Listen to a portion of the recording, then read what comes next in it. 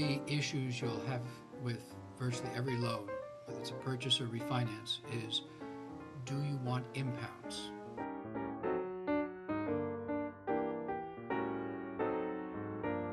The bank's collateral to secure the loan is the property. So you can imagine the bank is going to want to make sure that property is protected. Two of the issues are property insurance, because if something happens to it, of course, they want to know that it can be repaired, and property taxes. Because if somebody falls behind in their taxes and the county puts a lien on the property, the county can get in position to get paid back before the bank. So the bank wants to know that insurance and taxes are paid on a immediate basis as needed. If you don't want to take the responsibility of doing that, and I'll come back, that's not a big deal, but it's something. The bank will do it for you. The bank will charge you each month the pro rata share of your taxes for that month, pro rata share of your property insurance for the month, in return for which the bank is responsible for making those payments. And they do. Now here's the kick. The bank doesn't mark up the money. They don't charge anything extra. If your property tax is $120 a month, the bank will add $120 a month to your mortgage payment.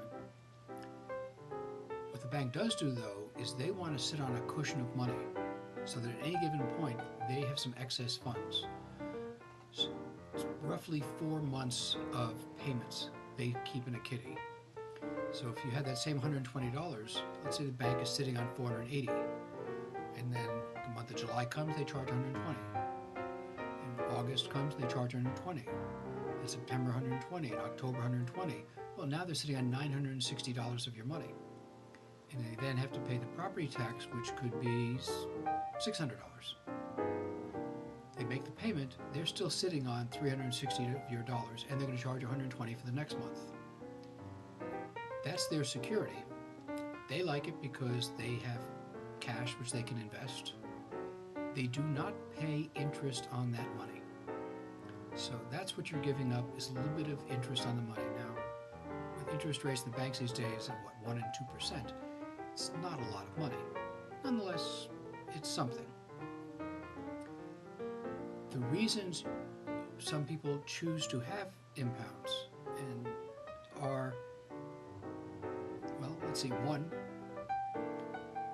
some people don't want to forget to make the payments.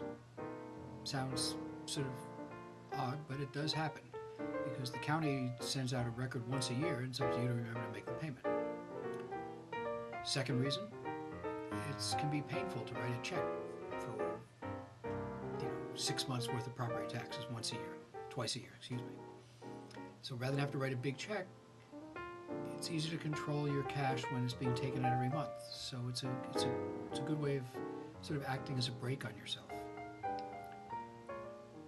And what was more frequent in the past and still exists sometimes is that when I do loans, there are occasions when I can negotiate a lower interest rate, 1/8 of a point, if you accept impounds. Well, now, putting a couple $100 aside in the bank or whatever it is, even not getting interest on that money is paltry compared to the savings at 1/8 point lower in your rate. It's a little bit schemy on my part, but I just play by the bank's rules, and my job is to help you get the most you can out of it. I don't think banks are your friends, and so they play tough, we play tough. If you take impounds and you keep it for 6 months, and you do that, let's say, to get a better interest rate, then you decide 6 months down the road, I don't want the impounds. You call the bank and cancel them. You get to keep the lower interest rate. They immediately return the money they're holding in the kitty, and you're on your own, meaning you pay your own taxes and insurance. Perfectly okay, no cost for having them one way or the other. So should you have impounds in an escrow account? When I do my loans, for each person I present the options and they can choose whether to have them or not, and I'll outline whether there's an advantage or not. It's entirely up to you.